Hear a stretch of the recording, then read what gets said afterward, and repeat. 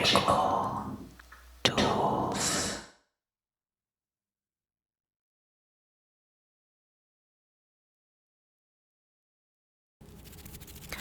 Hello, hello, hello. Welcome back. Welcome back. Welcome back. Welcome back. This is going to be a Q&A video.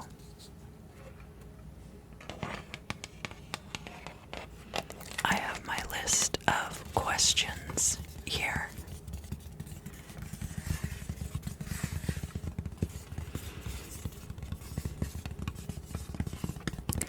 So that I can answer all of your deep and pressing questions.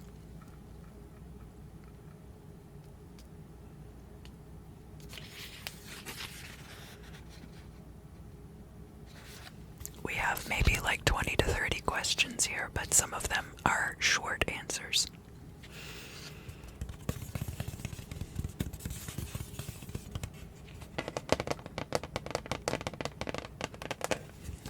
So I'm going to put on my gloves.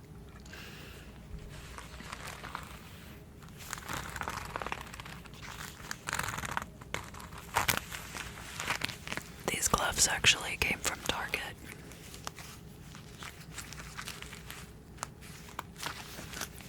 It's Ryan Atwood and Neiman Marcus for Target. I really like these gloves. And I originally bought them so that I could wear them while I played the scythe. I use a rasp to play the scythe, and so the edge gets very sharp. So if I'm not careful, I can cut myself.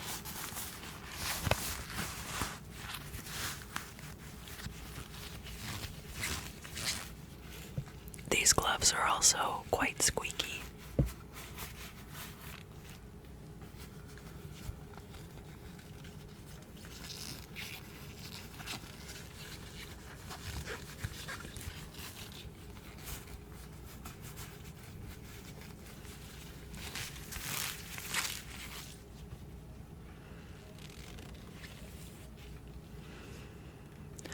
So the first question. Hi Verge, I love your videos and the fact that it's ASMR is a bonus.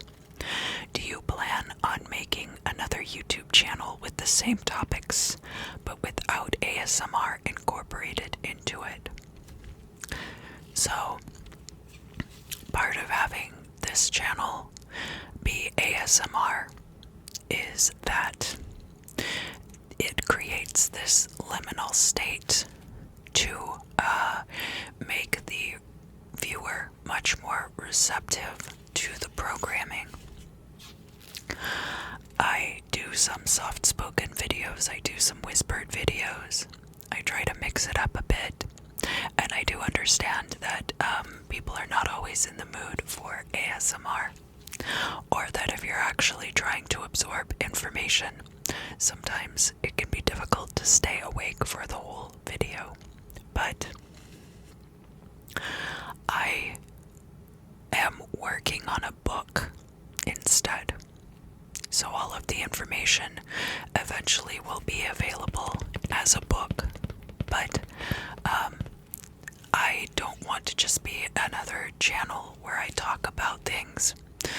I think there's too much of that now and not enough new reading material.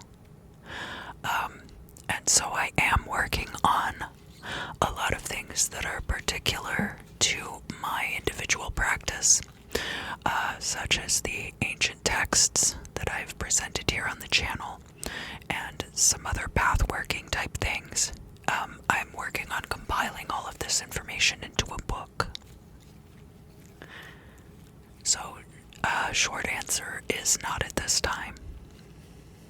So the next question is, hi Verge, can you tell when a YouTuber or a TikToker actually knows what they're doing when they're doing tarot card readings? I see a lot of TikTokers YouTubers who post readings, but sometimes I feel like they're just making things up.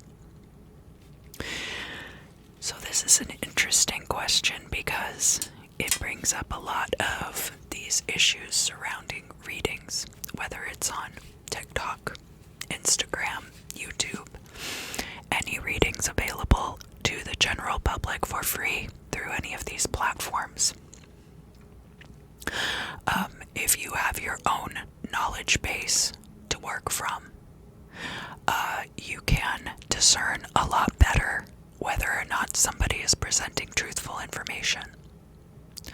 Also consider that people might have motives for presenting certain divinations a certain way, such as people who give consistent love readings about certain topics. People eat that up. It is very popular with the algorithm. You'll notice that's not what I'm offering on my channel, though. So it really depends on how it resonates with you, the viewer.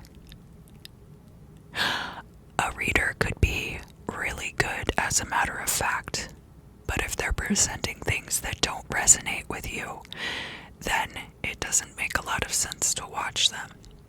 You should be getting something out of the videos, and if you don't feel like you are, then don't watch them.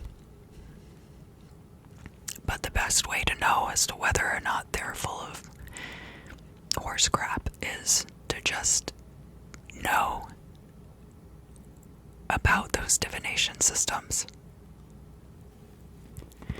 So JP wants to know, how did you discover your interest in tarot and magical knowledge?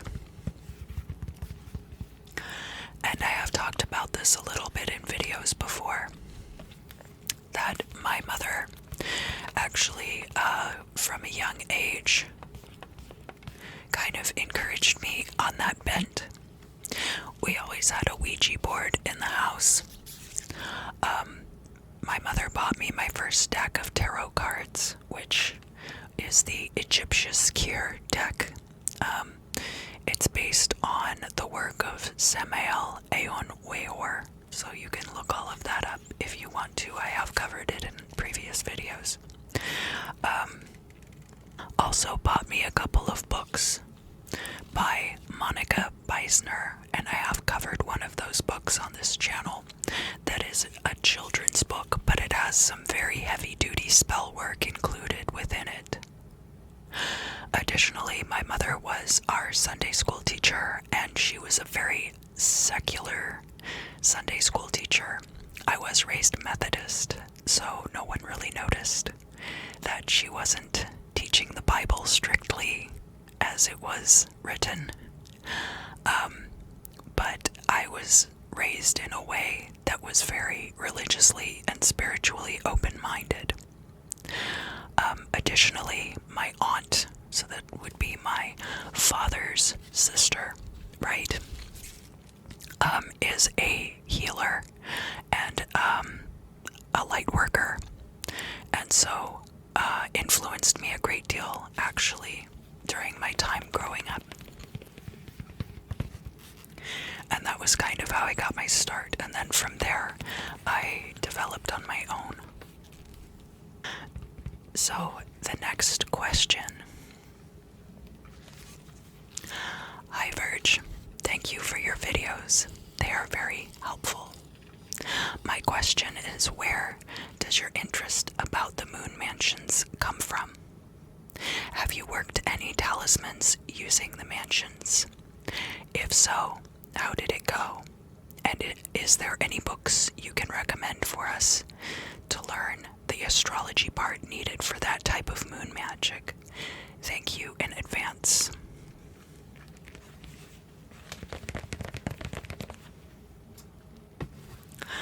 So my interest in learning about the mansions of the moon,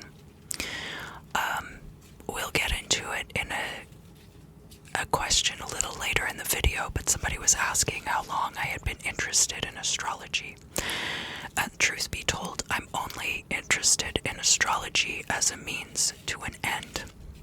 It's just another part of the code of tarot and other divination systems to me.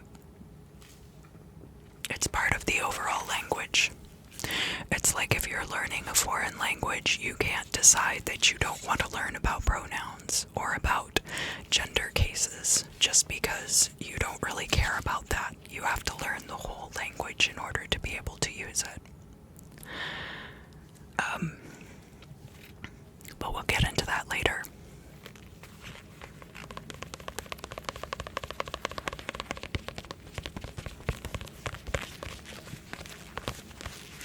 So this is the book that I've been learning about the lunar mansions from. I've also used a few online resources, and I will link those down in the description. Let me make a note of that here.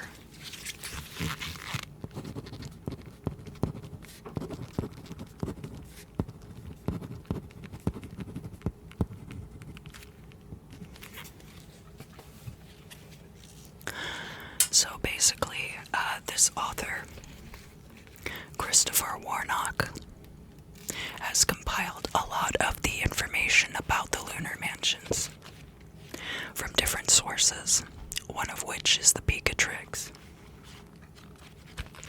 This book does have information about the consecration of the talismans of the different lunar mansions. And as a matter of fact, there's a section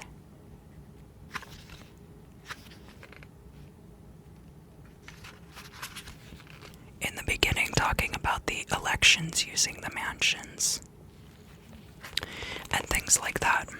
So I have to say this author is very in-depth when it comes to presenting the information about the lunar mansions in a way that is clear-cut and that also provides you with the tools that you might desire to have when trying to consecrate these talisman. So for those of you who have been watching my geomancy videos, you'll recognize John Michael Greer as the author of the text that I use for geomancy. And he and Christopher Warnock have released these versions of the Beatrix. Now I really recommend reading the Beatrix if you are interested in using lunar mansion talismans, because this is the definitive source on that subject. There's a lot of very interesting magical techniques that are presented in here. And of course, a lot of them are really not, nor have they ever been, very feasible. A lot of the ingredients are very difficult to obtain. But there is a lot of very good information in here about using planetary energies for magic that is well worth reading. There are descriptions of the lunar mansions in here, and there are also the information in this book related to the construction and consecration of the talismans is from this text. A lot of other texts are, or rather heavily source the Beatrix.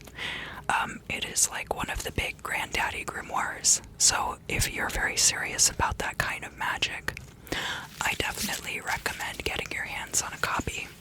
There are copies available for free online, but the illustrated Beatrix that John Michael Greer and Christopher Warnock have released is an excellent hardbound copy with illustrations by Nigel Jackson, who did the illustrations for this Lunar Mansions book as well. So if that's something you're serious about, you might want to consider investing in those texts.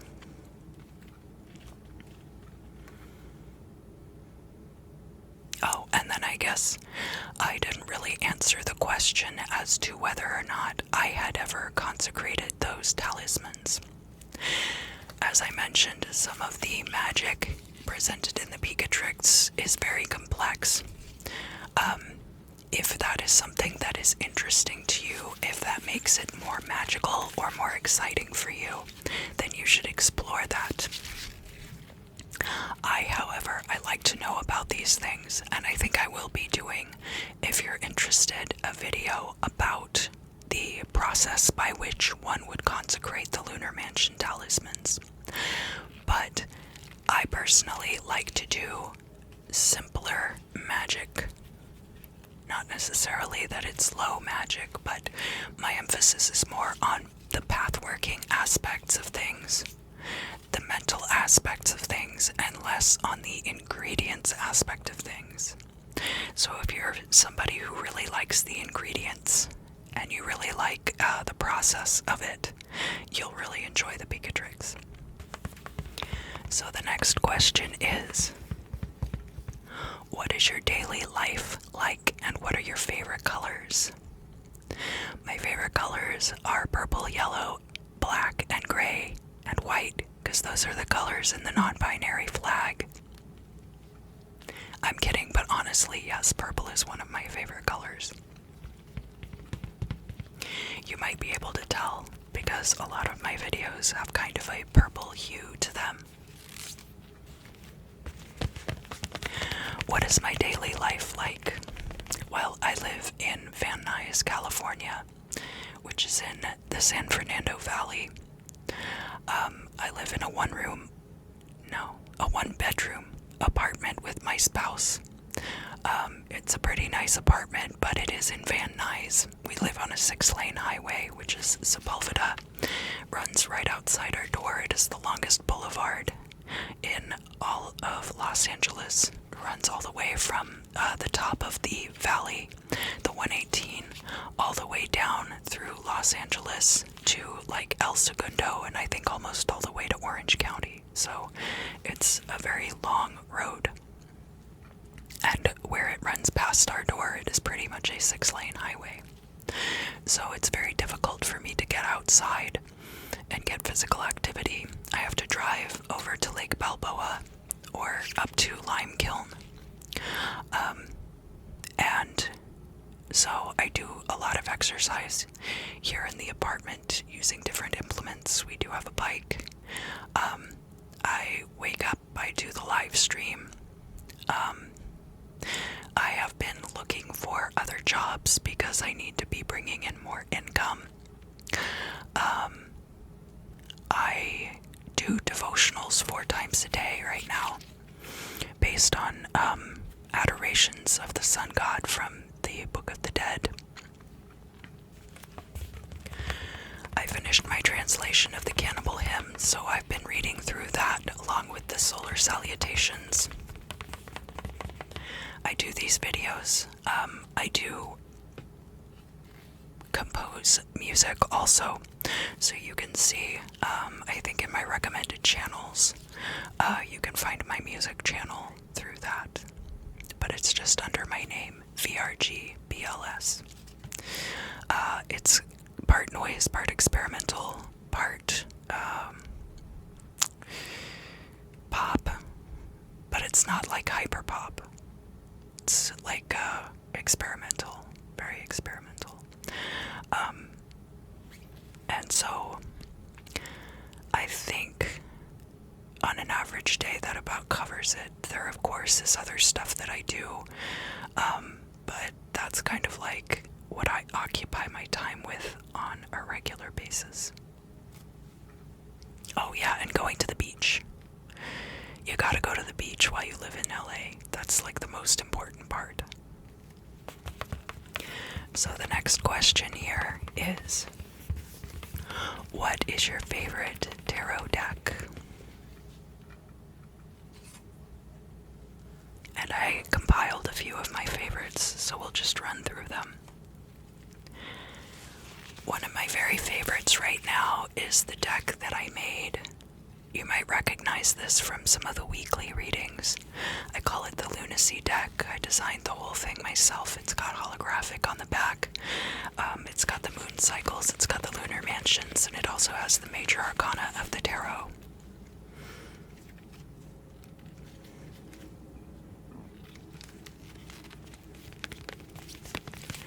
This is the Jack-O-Lantern Tarot. I really like the artwork from this. So this is one of my favorite decks right now.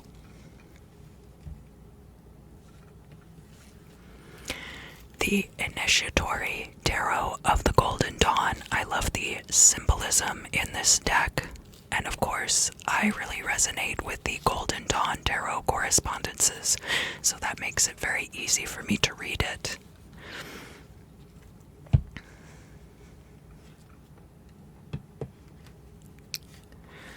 I like the Golden Art Nouveau Tarot. I like the Tarot Muka also, but I also like this one and the Ethereal Visions deck.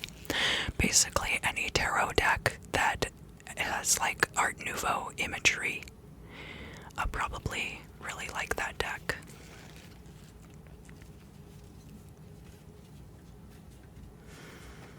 Another deck that I used recently in the weeklies is this Russian language deck, which is called the Magical Tarot of Fate. And all of the cards are basically taken from like sci-fi and fantasy art. So like I mentioned, my spouse found the cover of Larry Niven's The Magic Goes Away is the judgment card in this deck. And there's like a Salvador Dali piece in there as the lover's card. It's a bootleg deck, but that's part of the charm, is that they didn't really care about whether or not it was going to be street legal, you know. And I really like that deck.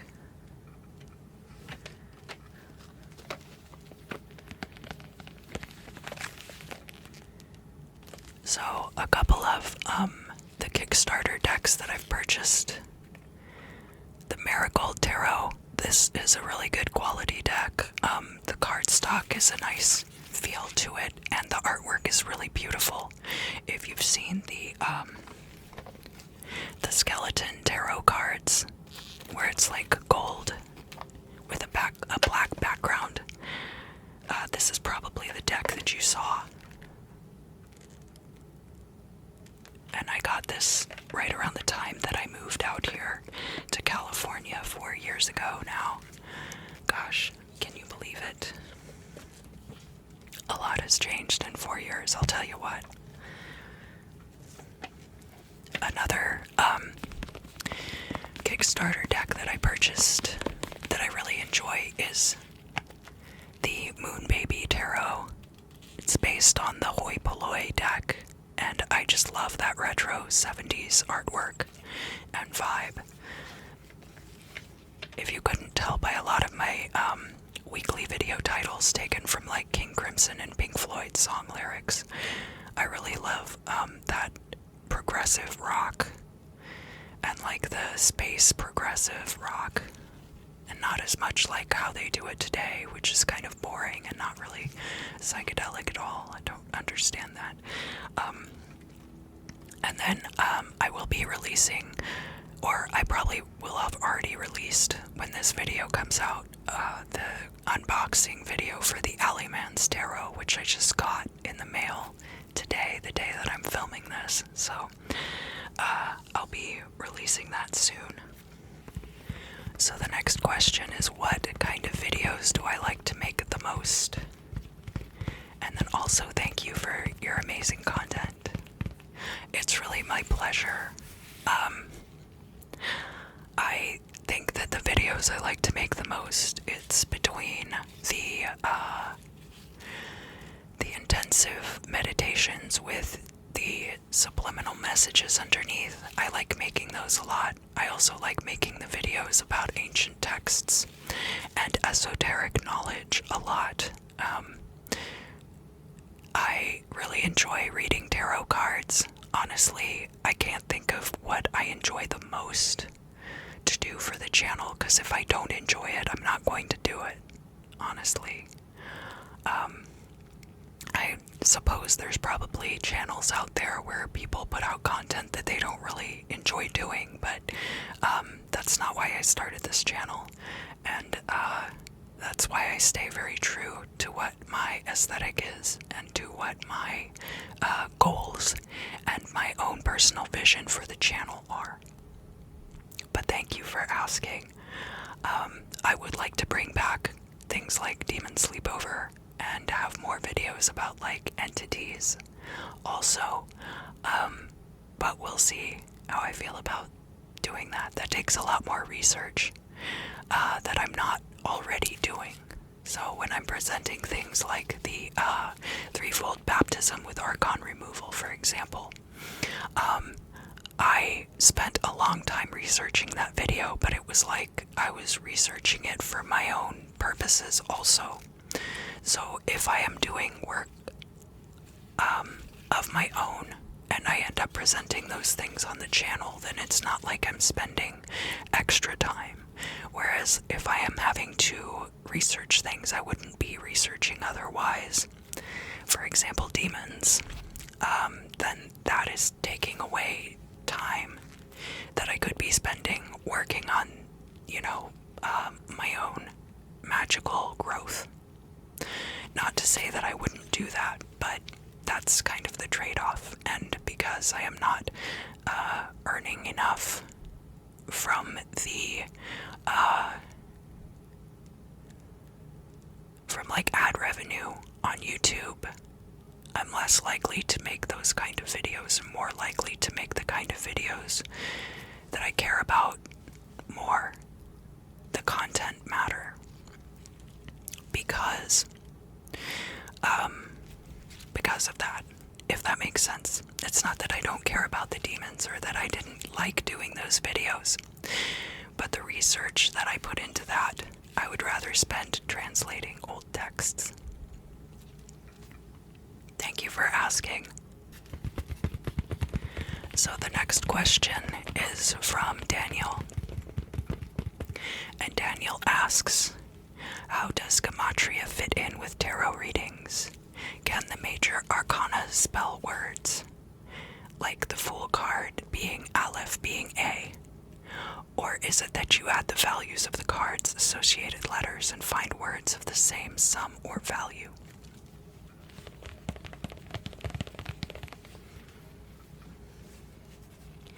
So this is a very interesting and complex question, and I'm glad that you asked it. I believe this is the same Daniel who is interested in numerology. If not, I apologize, and I don't mean to make assumptions by any means, but it seems like you might have an interest in numerology. So, there are a few ways that you can handle it.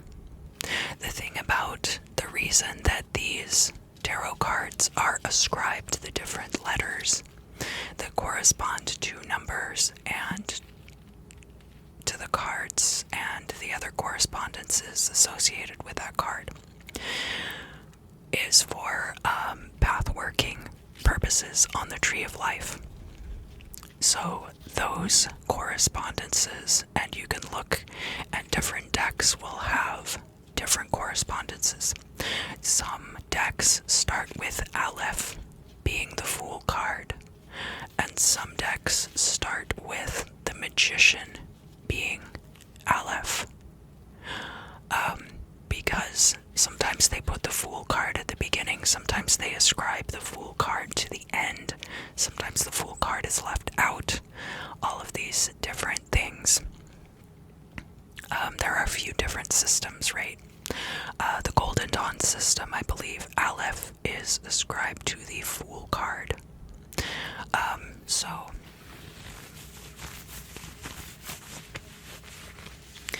you could feasibly look at those things in relation to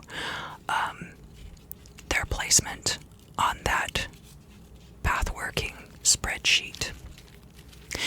But the problem that that you have when you are working with that Golden Dawn style tarot correspondence and the Kabbalah is that while the Golden Dawn material is heavily based off of the symbolism of the Kabbalah, Kabbalah is like so much bigger than that.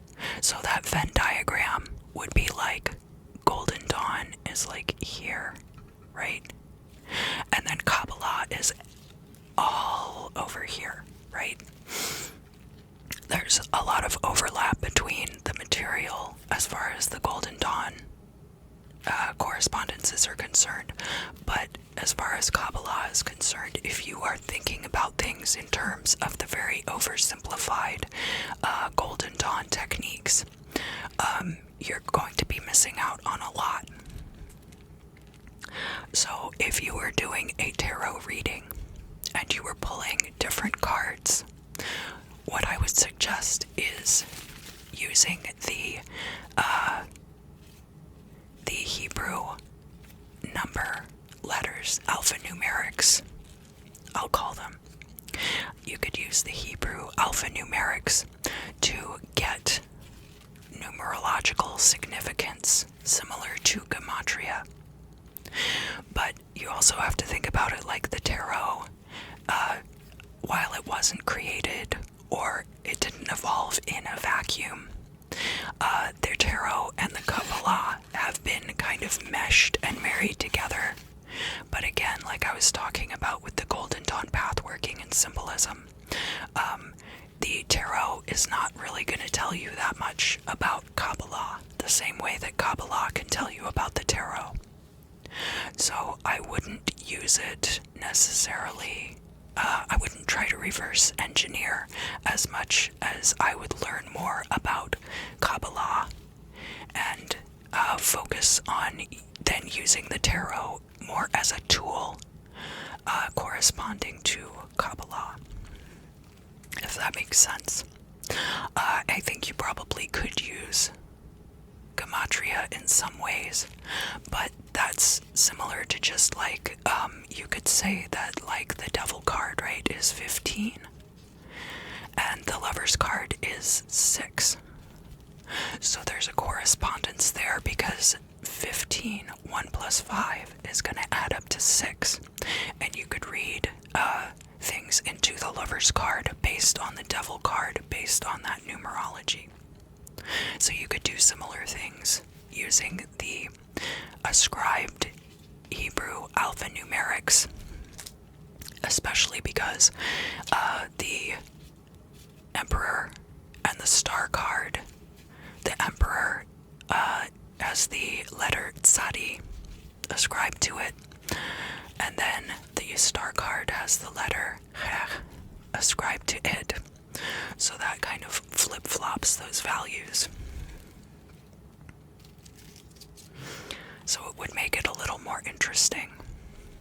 But as far as what you were asking, I hope that kind of gave you some insight into that. And I would love to hear your additional thoughts and feedback down in the comments. So, I had a couple of questions about my astrological placements. One person asked specifically about my birth chart, and then Tori also asked about my moon and rising signs. And so I am a Leo sun sign. I am a Scorpio moon sign. And I am a Virgo rising. And also my North Node is in Gemini. I don't want to get too tedious with it, so I'll leave you with that for now. So I had a question from Aurangzeb from India, who is a glove lover and admires my glove videos. And they ask, are you a glove lover? If then, at which age you became a glove lover? Can you please tell me what incident made you a glove lover. And I do want to address this because I was a little short-sighted when I started integrating gloves into my videos. I didn't realize that I was going to be tapping into a viewer base that might not care as much about my other content having to do with divination and spirituality.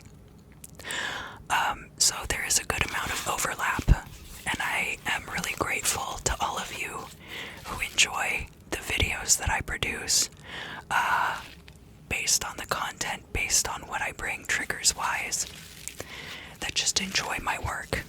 I greatly appreciate all of you. As far as gloves, I will show you something.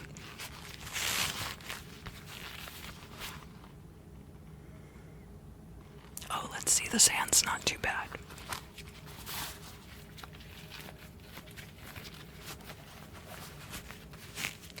I do not bite my nails, but I also don't like to grow my nails out or have fake nails. I don't do well with nail polish or fake nails.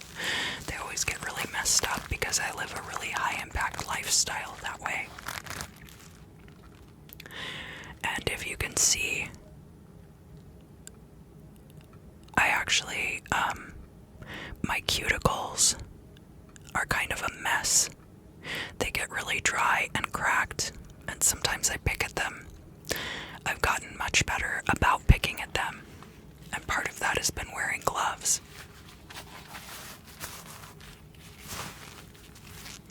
I have, at different points in my life, had very dry hands, and so I would apply lotion, and then I would wear cloth gloves.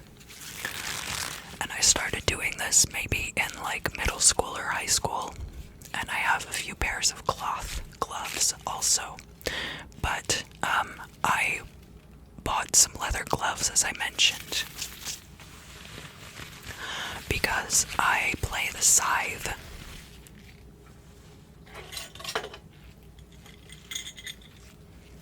See, it's got a pickup here, and I plug it in over here, and I have a wireless plug that I can use with it, so I can wander around and slice people if I want to. I'm just kidding, I wouldn't do that, and you know I wouldn't do that.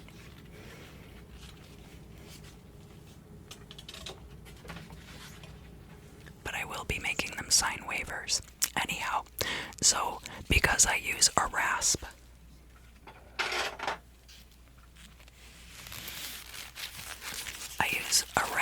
like this to play the scythe by scraping it and striking it, which I will not be doing in this video because it's not standard ASMR, and if anybody dislikes it, I don't want them to get upset and leave.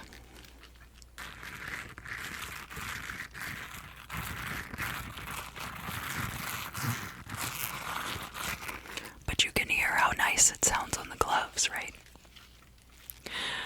However, using the rasp on the scythe makes the scythe very sharp, and I found that I was cutting myself a lot when I was playing the scythe. And so I invested in some leather gloves so that I wouldn't cut myself.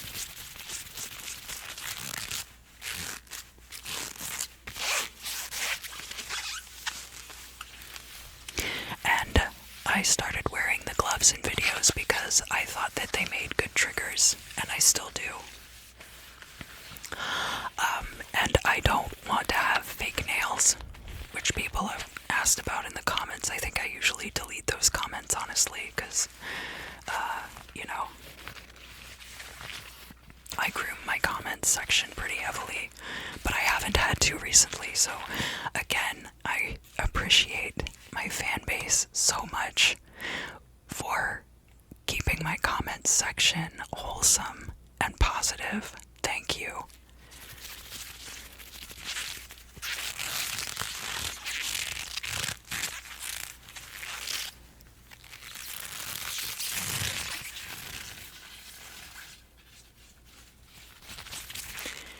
because I didn't want to have long nails or not have my cuticles bleeding in videos. I thought, well, I can wear gloves in the videos and then nobody will see how crazy my hands get. I can have short nails, I can chew my cuticles, and nobody's the wiser. But thank you for asking, Aurangzeb. I hope I said your name correctly. Please let me know in the comments. So the next question is, did you ever get your wisdom teeth removed? If so, how was your experience? And was it fast to fall asleep at the dentist? Yes, the dentist told me a really bad joke, and before I had time to tell him that his joke sucked, I fell asleep, and the next thing I knew, I was in the recovery room kicking my mother.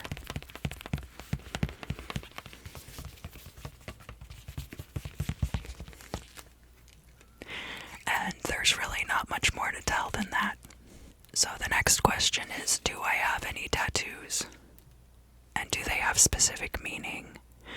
I always wanted an ankle tattoo, but I'm too scared. And can I show any of them? Yes. I have these little ankhs. I have one on this hand. I have one on this hand. I have one here. I have one, like, right there, in front of my ear. And I have another one over here.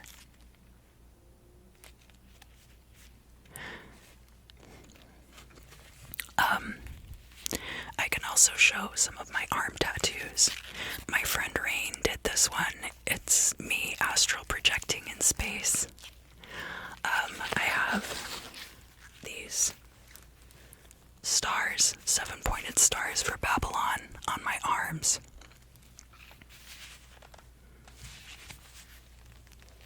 I have Moth Dead.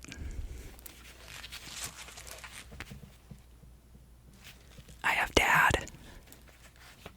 I have the weighing of the heart in the middle of my back. I have a jet column going up my spine, and then I have Horus and Set on either side, smoking cigarettes.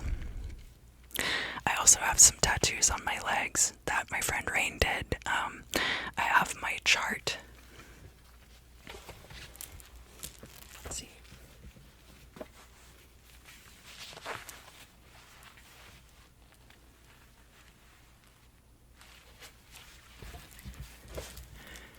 So you got a nice shot of my shark pizza boxers. I have like the 5 houses where I have planets in my chart. I have those on my thigh. And then underneath that in black light ink, so it's only visible under a black light, I have the placements.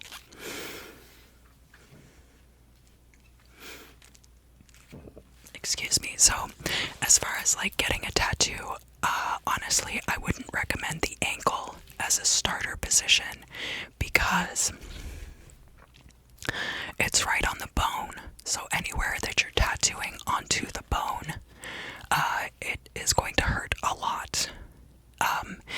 The arms are actually a good place to start. But again, like if you start on your wrist, that's going to be really tender because it's right on top of the bone. You want to pick a place that's like not close to nerve endings. Like I also have, hold on. Let's see if I can show. I have little dots on my face. I don't know if they show up. Maybe you can see them. Those were kind of painful to do because there's a lot of like nerve endings there in the face. So I would recommend like somewhere on the arm or on your thigh as like a first place to get a tattoo.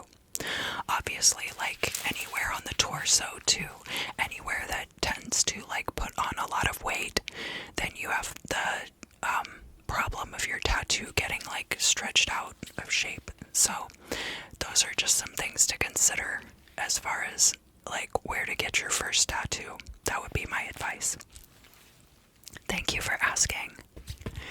So the next question is, what are my goals for my YouTube channel? To be fully honest, it would be nice to be able to fully support myself through ad revenue from the YouTube channel. However, my main goal is to remain true to the purpose with which I started this channel. So videos like the middle pillar ritual, things like the Book of Hours video, where it's just me going through the whole Book of Hours as like a path working exercise with the chapters and everything. Like, that is why I started this channel, and also because I wanted to practice reading tarot cards, and you get really good at it when you're doing regular readings. So that is my advice to any of you who want to get better at reading tarot cards or to divining, like, practice. Make videos of yourself doing it. You don't have to upload them to YouTube if you don't want to, but you absolutely can. And like, you can do like Facebook live streams and stuff like that too, and that way that's a viewer base that's already familiar with you and who you are.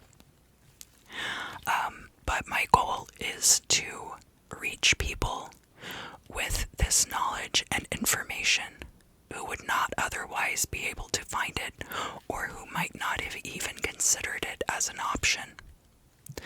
My goal is to reach out to people who are already interested in occult studies and form a bit of community around that, because it can be very difficult to pull together that kind of community sometimes. But it's much easier now, I think, than ever before, because of the internet. And because of the acceptance level having gotten to a point where people don't just outright kill you for being a practitioner. And I think that's probably it for now. Just reaching people and putting out fresh ideas. I don't want to just be making like more videos about my top 10 favorite crystals, and it's like amethyst and turquoise and citrine and clear quartz the whole time, you know what I mean? I know that people enjoy those videos, and I have made videos about crystals in the past, but there are also a lot of channels out there that are really doing that already. So I want to be doing something just a little bit further. Not like a beginner video, but more like an intermediate to an advanced video. What is my biggest achievement so far in life? Well, that's tough to say. I did work in STEM for a while, and I got a histotechnician certification. But that's lapsed now. And I don't really want to do that anymore.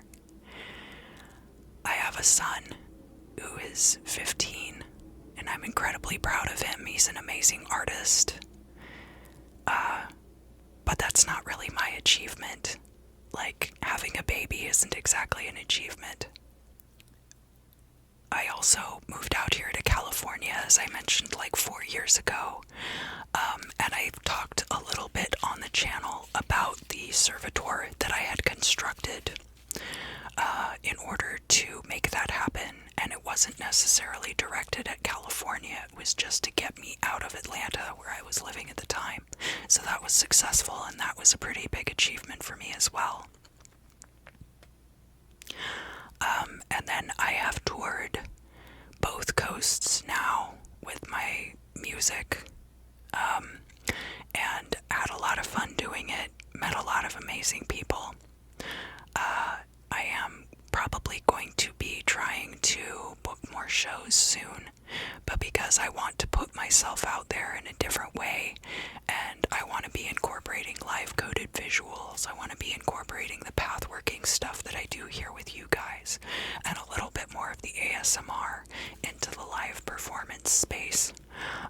So it's just a matter of finding like the right circumstances for that, where it's going to be well received. Like bars are not really where I need to be playing. I need to be playing in places where people are not there to get drunk.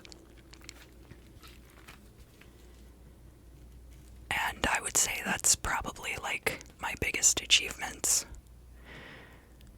Maybe there's more, I don't know. What first got you into ASMR? Well, it was, and I don't remember the channel's name now, but I was listening to a lot of those guided meditation videos leading up to the time that I moved out here. So things like Jason Stevenson and Doxy and things like that, where they're like become wealthy overnight, become a prosperity magnet and things like that. And I found them very soothing and they helped me fall asleep. I have found that as I get older, I have a harder time falling asleep. And when I was younger, I probably did because I would stay up all night and then I would sleep during the day. So my sleep schedules, it's been very difficult to regulate throughout the course of my life. And I find when I'm able to find things like those videos, and then I segued into ASMR from there. And her name was like Eternal Rose or something Rose was the name of the channel. And it was a really nice, relaxing video where she had like a galaxy green screened in behind her. She was drinking a cup of squash of juice.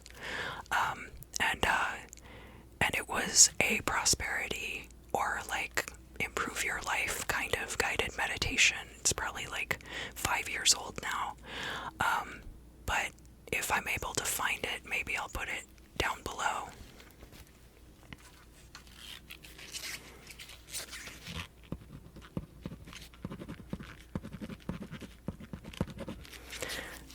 And so from there, I started watching a lot of like Reiki YouTube. So of course, like Karuna Satori and people like that, who are doing like the Reiki healing through YouTube.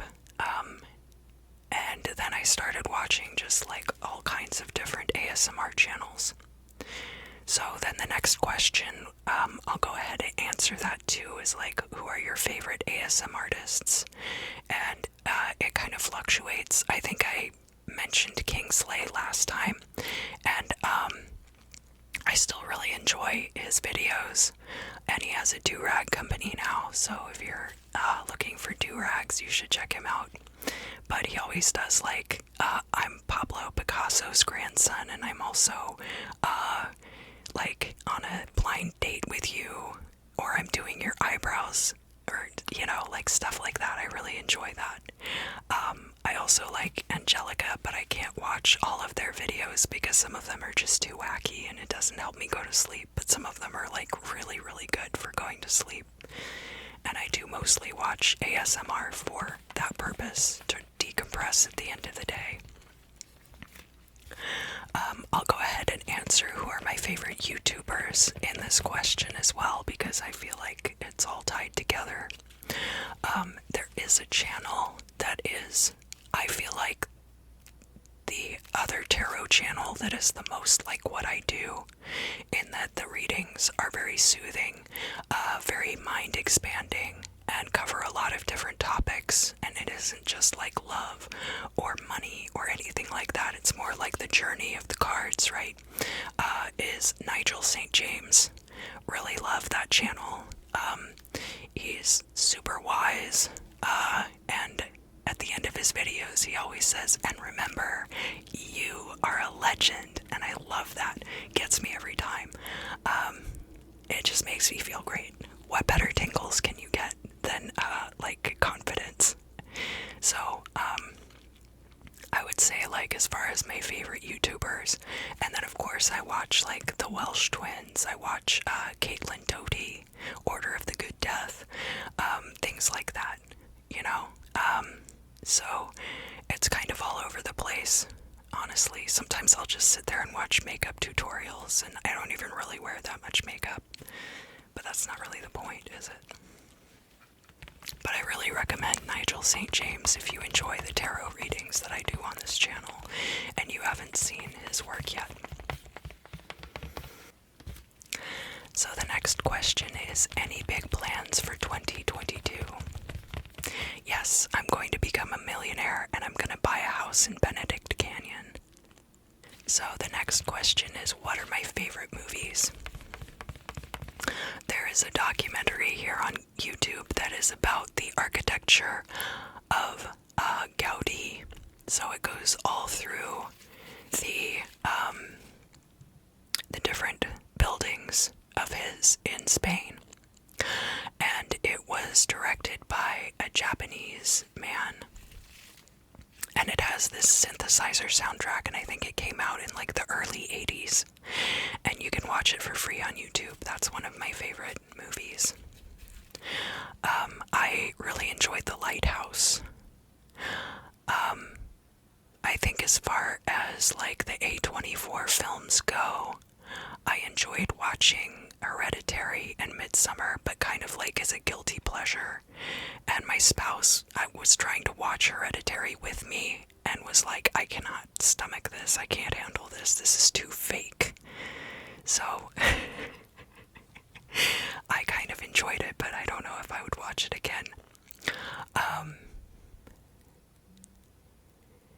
As far as we've been watching a lot of movies at this place called Whammy here in Los Angeles that's down on Sunset in Silver Lake. And it's a cool spot. It's a video store. And a couple of Brandon's friends have started this video store. And they do film screenings there. So they're going to be screening Skyscraper, the Anna Nicole Smith movie. And we're going to be going to that. We saw Thrilling Bloody Sword there, I think it's called, which was like a really interesting take on Snow White and the Seven Dwarfs. We also saw Asesinos de la Medianoche, which was a really low-budget Latino slasher flick that was really good. We really enjoyed that. No subtitles, of course, so you just kind of have to understand what's going on, but it had a good blend of humor and gore, and even though you kind of knew who the killer was, it was still very interesting how they pulled the whole thing together. So, I don't know about favorite movies. The only one I can really put in that category is the Gaudi documentary.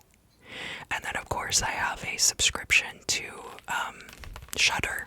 That's Shudder and YouTube are really the only things I have subscriptions to. Yeah, I think that pretty much covers it. Thank you for asking. So, the next question is, how long have you been interested in zodiac signs? And the truth is, honestly, not that long. When I started doing readings here on the channel, I think I'd maybe looked up my chart once or twice and not even really given it a second thought. It was only as I started to get more into the deep grit, the infrastructure of reading tarot cards, that I realized the potential there to tie all of these things in together. And of course you can break it down into the decans, you can break it down according to lunar mansions, you can break it down according to all these different factors. And look at the real astrological significance of these cards. The modern zodiac has, of course, gone through a lot of different changes, but is basically the Babylonian system. So the Egyptians had their own system, Arabic countries had their own systems, and of course, there were a lot of different tribes. So I would be very interested to find out a lot more about that as well.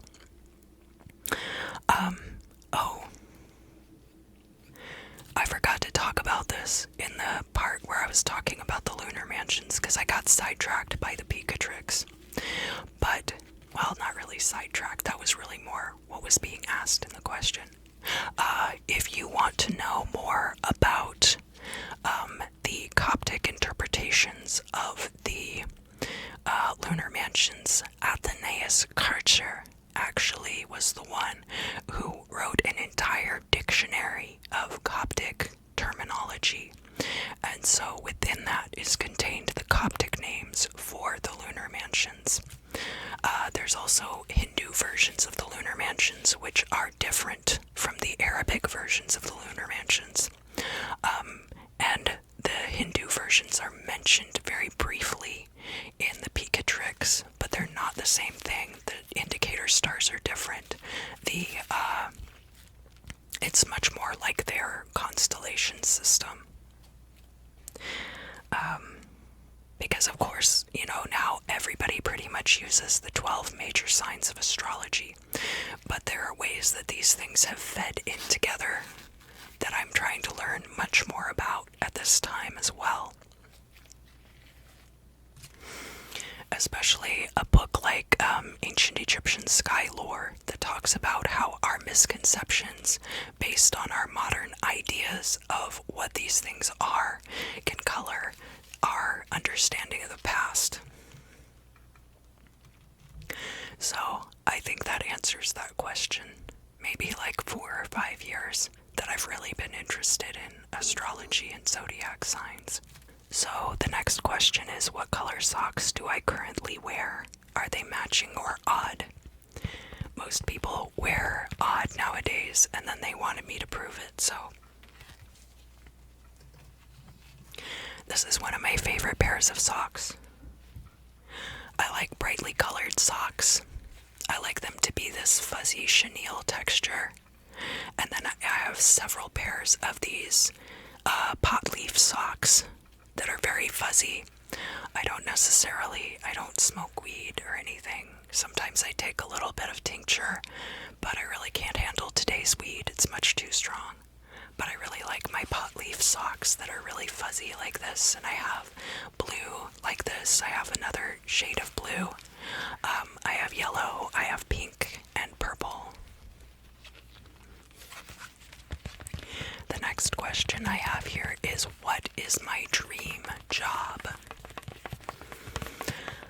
I really want to tour again and play live music and get paid for it this time. And I would really like to bring my transcendental experience to people in a live setting and be monetarily compensated for that to the extent that I wouldn't have to do other things unless I wanted to.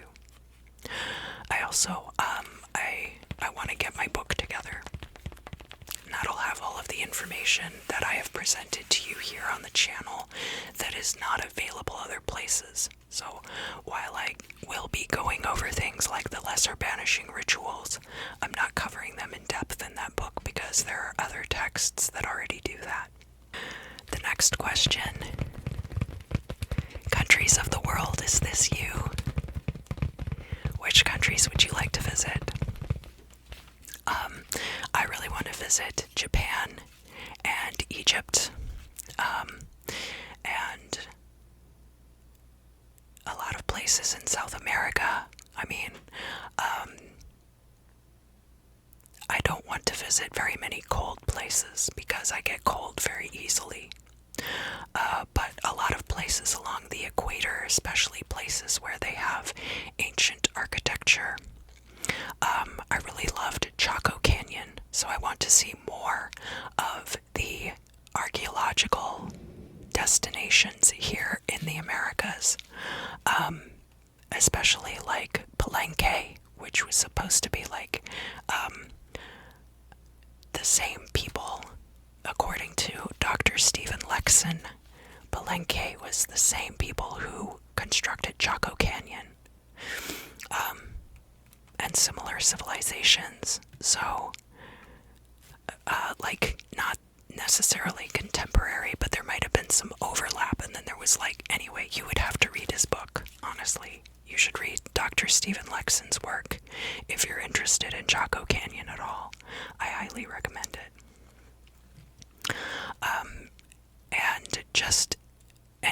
places that have interesting ancient architecture, really. Thank you for asking. The next question is, do you play any video games? Kind of. I found this. Well, I didn't find it. I actually asked somebody on Tumblr because they were posting a lot of translations of hieroglyphics, and they had the hieroglyphic text there with the translation. And I asked that person, Renegade Hierophant, I said, how do you get your computer to do that? And they recommended me this program called JSesh. So, as far as do I play any video games, yes, I'm getting really into JSesh. What TV shows have you been binge watching recently? The last TV show that I actually could consider like binge watched was What We Do in the Shadows, and that was seasons 1 and 2. So that was probably a while ago. I've been watching a lot of Onegai My Melody. I don't really like Hello Kitty's super cute adventures. I don't, it can be kind of depressing because I feel like they're doing too much stuff that's like what like average normal people do, and I want to see more like Onegai My Melody, where she comes to like the human world and has fun adventures with her human friends, and Kuromi comes and like causes problems with the dream door, you know. So that's the TV show that I've been watching the most, and I watch it on YouTube. So this one, I'm not sure if this was intended for I had a little bit of a mix-up for a minute, and that's why if you go on the form for the Q&A now, there's a checkbox if you want it to be in the members only video. So I don't know for sure if this was intended for the members only video, where I encourage my members to ask questions, and have, like, we have a monthly divination session where members can kind of ask questions, and I'll do a tarot reading for them. So I'm not sure if this question was intended for that. But I will answer it here, and I will answer it using the garnierite that I have been using for the crystal scrying videos for this week. What can the universe tell me, advice and energies, about being away from the one I love for several months, which is going to be March, April, May, June, July, August, on account of a great job opportunity for them?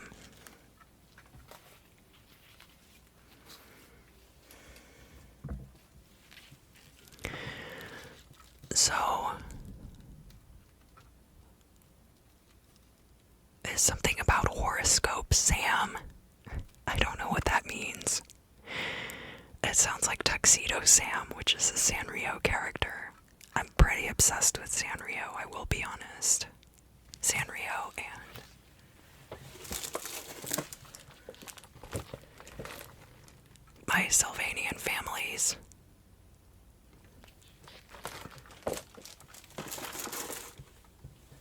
But let's not get into that. This is your question. I apologize.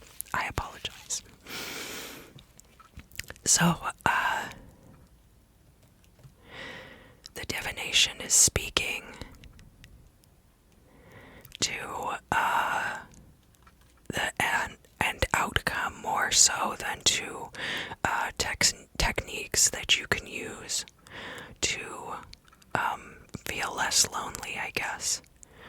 Because the thing is, like, the criteria is gonna have to be different for your relationship while this person is gone. 5 months is a long time to spend away from another person, but of course you really want the best for this person.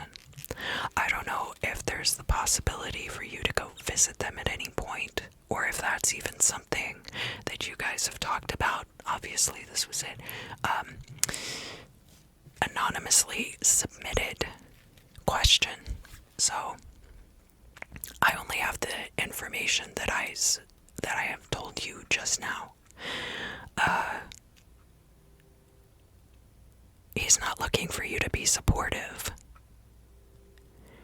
I think he might be looking for you to give him a way out. Not a way out of the relationship necessarily, but a way out of this quandary, right?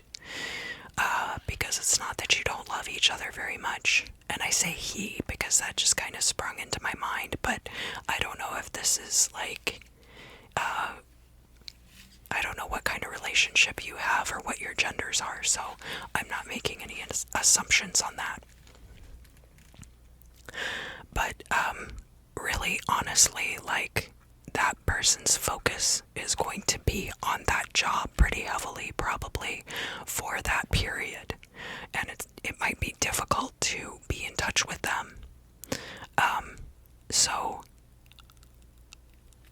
I feel like what you should do is move on with your life. Not insofar as like, oh, it's time to get into a new relationship, just forget about that person, blah, blah, blah. No, it's not like that. It's important for you not to be putting your life on hold because you are thinking about this other person. So I would put your focus in a healthy way, of course, not as a proxy for the relationship, but I would put your focus into other things. And not think about either of your places within that relationship.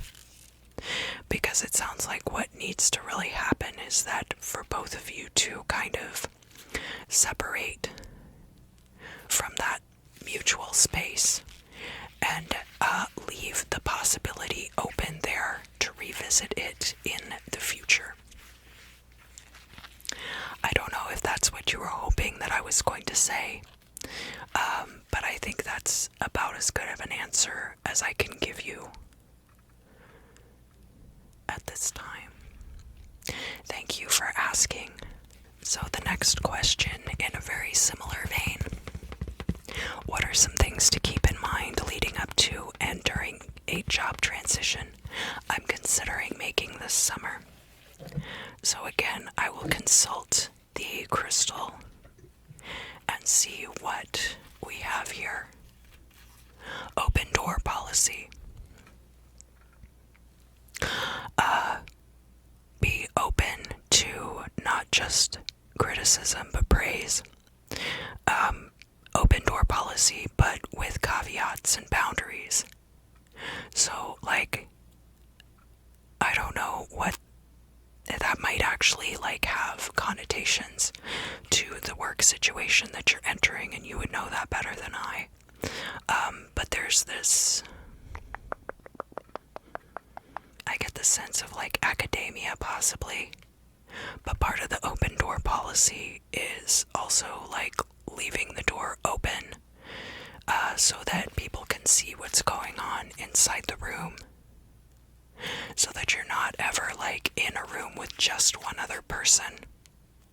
And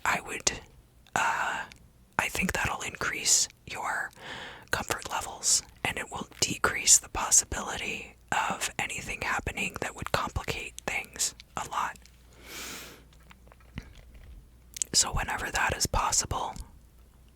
But I understand that, like, sometimes you're just gonna have one-on-one meetings with a supervisor.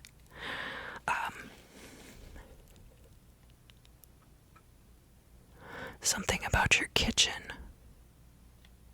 Simplify your kitchen.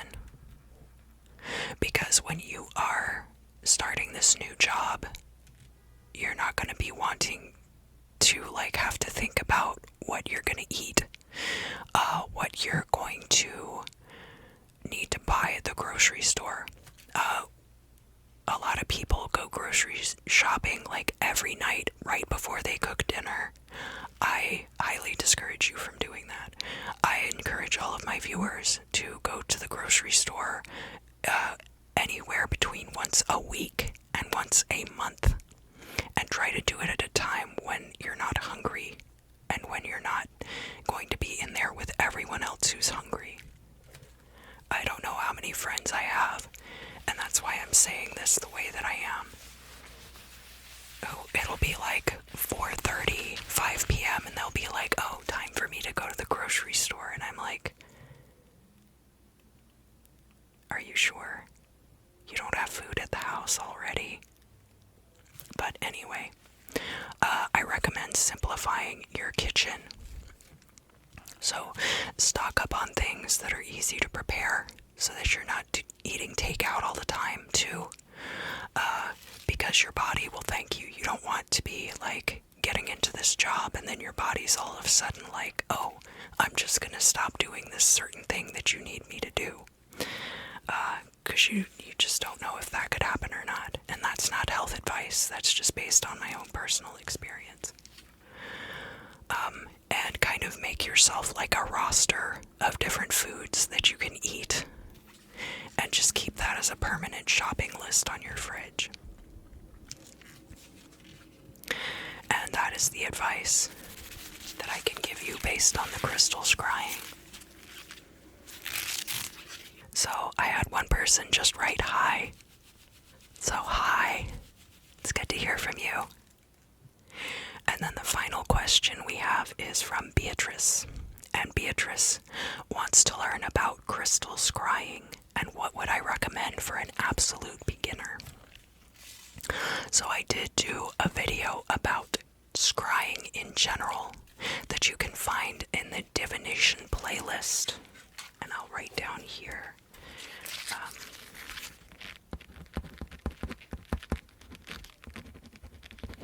And maybe I'll remember to put it up here somewhere. So I recommend watching that video. I also recommend just sitting down with a crystal that you really like and gazing at it while you meditate and see if things pop into your mind. And you can write those down. Sometimes you're not able to scry and write at the same time. I recommend using a voice recorder either on your phone or a little like voice recorder thing. You could use your computer, your phone, or a freestanding unit of some kind. But that is what I recommend. And best of luck. I might do a video more specifically about crystal scrying if you would be interested in that. But I did try to incorporate a lot into the scrying video that's already up on the divination playlist, so I recommend watching that first. Thank you for joining me today. I am so grateful to have the most amazing subscribers and channel members that a gal, a guy, or a non-binary cryptid could ever ask for. Thank you.